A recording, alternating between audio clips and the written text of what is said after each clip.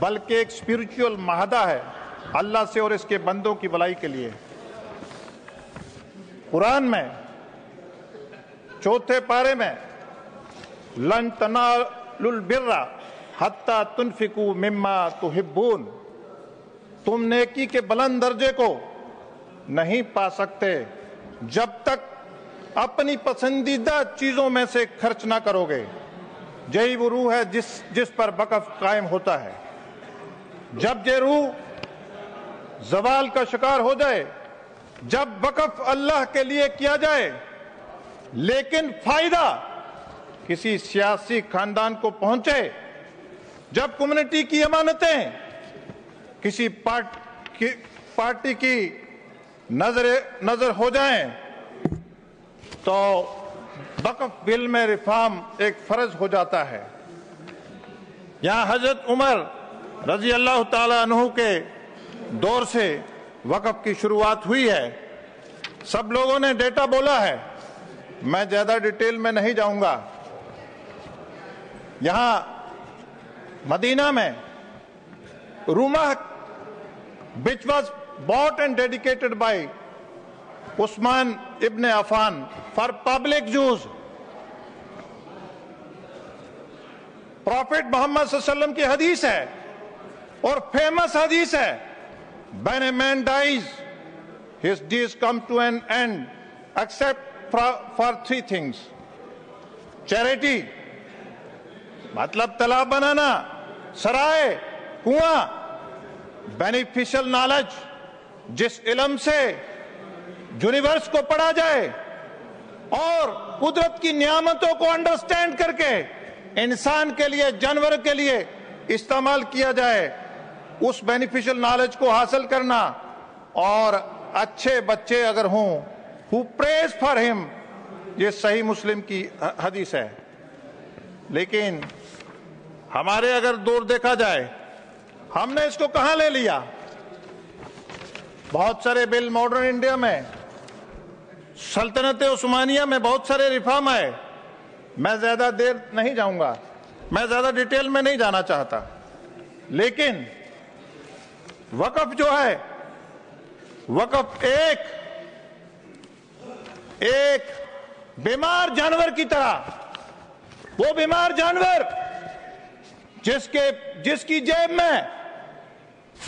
जेब में लिटिगेशन लड़ने के लिए पैसा नहीं है, जिस वक़्फ़ में मुलाजमों के लिए तनख्वाह नहीं है। डिप्टी चेयरमैन सर, मैं असम में गया, वहां कहते हैं बहुत ज्यादा पॉपुलेशन है मुसलमानों की, कौन रहे सत्ता में वहां 11 मुलाजिम तनख्वाह किससे लेते हैं?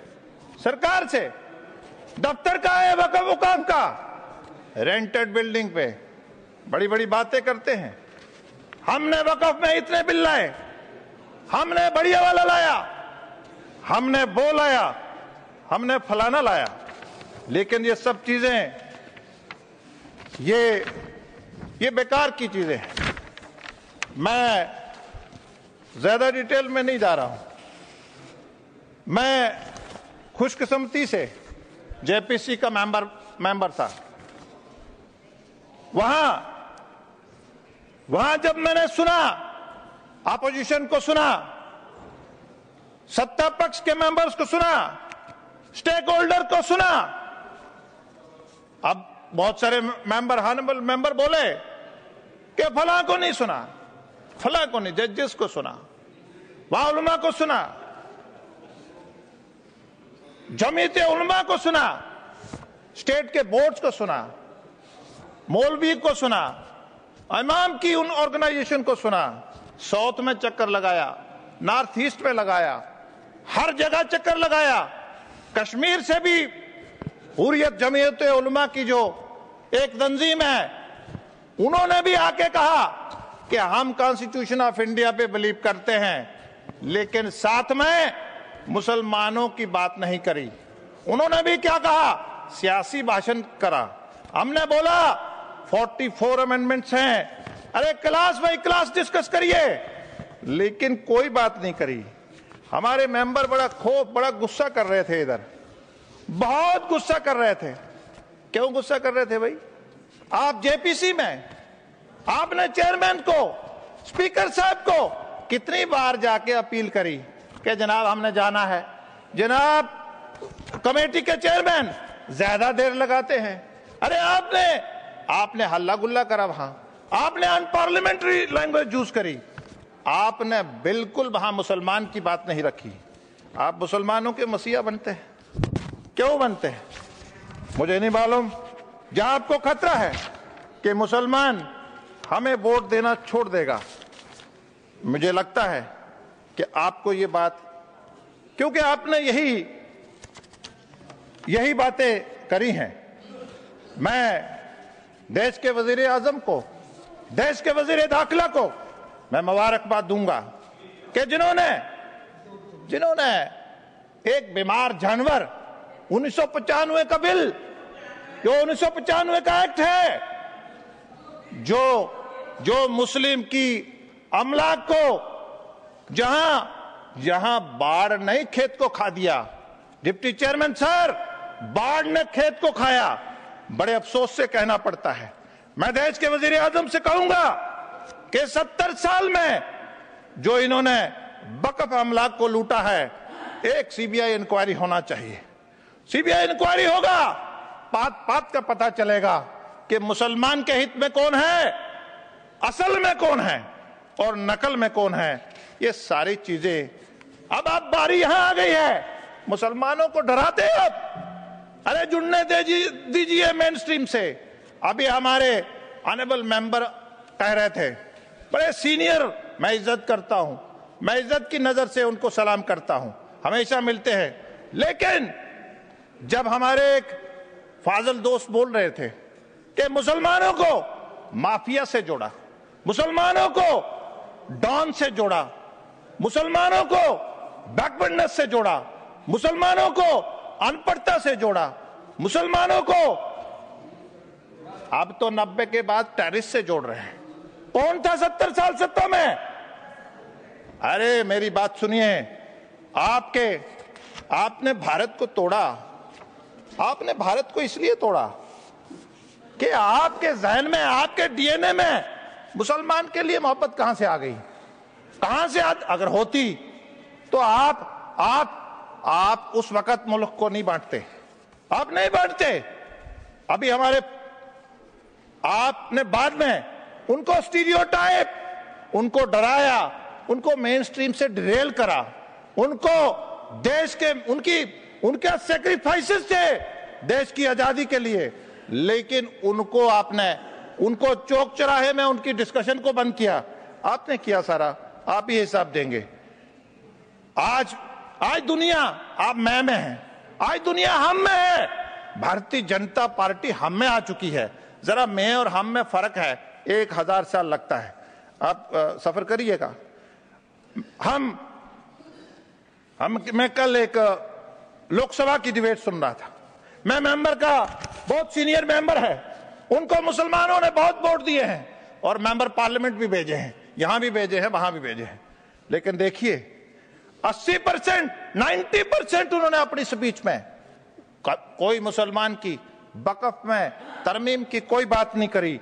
उन्होंने हंसा, उन्होंने नोटबंदी का बात किया, कोई किसान का इधर उधर का बात करा, कोई मतलब उन्होंने मुसलमान को उसके लिए टाइम नहीं। इससे उनको नियत होता है कि उन्होंने वोट ले लिया, मुसलमानों ने यहां भेज दिया, लेकिन बात नहीं करी। एक और बड़ी पार्टी, रीजनल पार्टी है, कांग्रेस से निकली है, वो क्या कहते हैं? हिंदू जो हैं वो इंग्लिश उसको मानते हैं, इंग्लिश कानून को मानते हैं, और मुस्लिम जो है प्रॉफिट सल्लल्लाहु को। अरे मुसलमान, भारत के मुसलमान के लिए आप इतनी साजिश रच रहे हैं कि उन्होंने क्या बोला? अरे मुसलमान जिस देश में रहता है ना, हिब्बुल बतन निस्वल ईमान, अरे उस देश से मोहब्बत करता है। मुसलमान कभी गद्दारी नहीं करता। आपके सामने मैं और कुछ चीजें रखना चाहूंगा। आज हम मुसलमान का वोट लेते हैं, लेकिन वर्किंग कमेटी में हम मुसलमानों की वेलफेयर के लिए डिस्कशन को अफोर्ड नहीं कर सकते। क्यों नहीं कांग्रेस अफोर्ड कर सकती?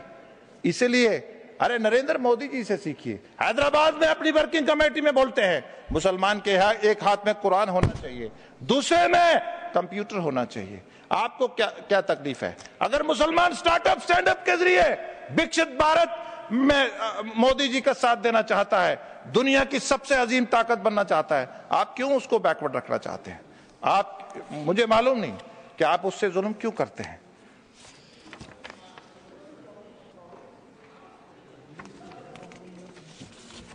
मुझे मालूम है आपको मेरी बातें अच्छी नहीं लगेंगी, मैं जानता हूं, क्योंकि आप मैं में रहते हैं, हम में आएंगे तो मेरी बातें समझ आएंगी। एक मेरे दोस्त सुबह बोल रहे थे, अरे आप कांग्रेस से हैं, बड़े इंटेलेक्चुअल हैं, गुस्सा करते हैं, लेकिन सुनिए क्या बोलते हैं कि परसेप्शन में कहां है, परसेप्शन नैरेटिव में कहां है, पर्सनल लॉ के साथ, प्रैक्टिस में कहां है, बीएनएस के साथ। प्रैक्टिस में कहां है, बीएनएस के साथ।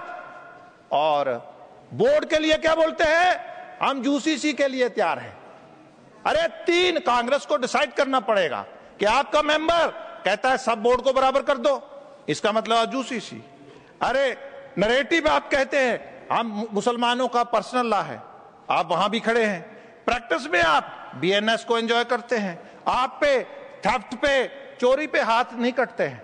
मुस्लिम पर्सनल लॉ लगाएंगे तो थेफ्ट पे हाथ कटेंगे, अडल्ट्री पे 100 कोड़े बरसे जाएंगे। और अगर आप शादीशुदा है, अरे एंजॉय करते हो बीएनएस, और बात करते हैं किसकी, जनाब पर्सनल लॉ होना चाहिए। अरे अडल्ट्री, शादीशुदा अगर अडल्ट्री करेगा ना तो चौक में पत्थर से मारते हैं। अभी हमारे, आपने तीनों बातें कही, रिकॉर्ड में है, मैं कोई अपनी उसमें नहीं कह रहा हूं, आप रिकॉर्ड चेक कर लीजिए। अभी केरला की बात हुई, केरला के लिए कांग्रेस और टीएमसी दोनों कह रहे हैं कि जो जिनके पास वो प्रॉपर्टी है हम दे देंगे।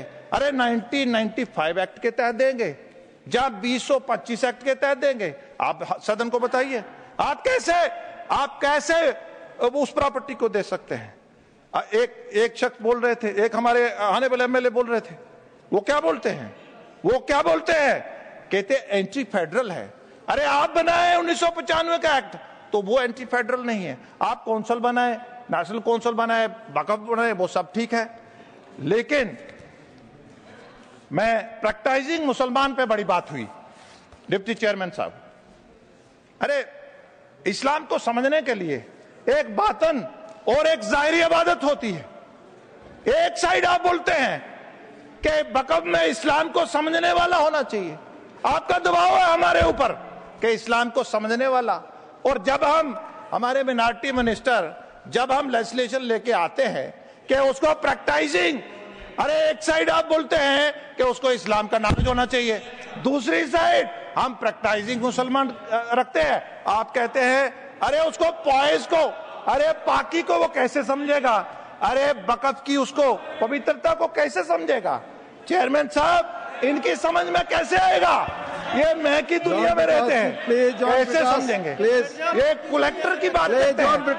अरे कलेक्टर, अरे इतना कलेक्टर करते हैं। अरे जो सीनियर अफसर होगा, क्या वो सरकारी अफसर नहीं होगा क्या? अरे आपको कोई नहीं मानने वाला। अब आपके चुंगल से मिनॉरिटी निकल जाएगी, याद रखना। आप चेयर को अब आपके चुंगल से मिनॉरिटी निकल जाएगी। John Brittas, take your seat. आप चेयर को देखकर बोलें। आपके चुंगल से, अरे मुसलमानों, आपने एक साजिश के तहत आपने ऐसी सेक्शंस लाई, कैसी सेक्शन लाई जिसके लिए वक्फ बदनाम हो, जिसके लिए मुसलमान बदनाम हो, जिसके लिए वक्फ की पवित्रता खत्म हो। हम क्यों बड़े भाई की प्रॉपर्टी पे कब्जा करेंगे? हम नापाक हैं क्या? हम मुसलमान हैं, हम उसकी प्रॉपर्टी नहीं कब्जा करेंगे। आप चाहते हैं उनकी प्रॉपर्टी कब्जा करें, हम नहीं करेंगे। आपने ऐसी सेक्शन साजिश के तहत डाली, हम क्यों झंडा गाड़ेंगे वक्फ का? हम क्यों गाड़ें किसी की प्रॉपर्टी पे? हम अपनी डोनेशन वाली प्रॉपर्टी का रिकॉर्ड देखेंगे। अरे आप सुनिए ना, अब थोड़ा सब्र से सुनिए ना। अरे सुनिए, अरे आपके पास अब मुसलमान नहीं रहने वाला, वो वक्त चला गया, अब वो चला गया। आप अरे ट्रिब्यूनल का संबोधित करिए और कंक्लूड करिए। अरे यूनिफाइड वक्त, अरे नाउमीदी, अरे नाउमीदी। Deputy chairman sir, conclude deputy करिए। चेयरमैन सर, हम नॉर्थ ईस्ट में गए, वहां ट्राइबल का जमीन, वहां ट्राइबल ने मुसलमानों को कब्रिस्तान के लिए गिफ्ट दिया है। तो ये क्या बोलते हैं कि मुसलमानों आप ट्राइबल की जमीन पे भी जाओ, ट्राइबल ने पहले हमें गिफ्ट दिया, नॉर्थ ईस्ट में होंगे। अरे आप सुनिए, अरे सुनिए, अरे आपको मालूम नहीं है, पहले क्या देखिए आप। गुलाम अली जी, आपका समय खत्म हो चुका है, कंक्लूड आप करिए। चेयरमैन सर वाकिफ की मनसा से वक़्फ़ चलता है। इन्होंने हजारों प्रॉपर्टी का टाइटल चेंज करा। आप कौन होते हैं वाकिफ की मनसा को चेंज करने वाले? आपने समय खत्म हुआ। अदर रिलीजन की बात करी, आपका समय खत्म हुआ, कंक्लूड करिए। I am concluding sir. Amarnath में ये अदर मुसलमान, ये मुसलमानों के बिना और कौन आ गया?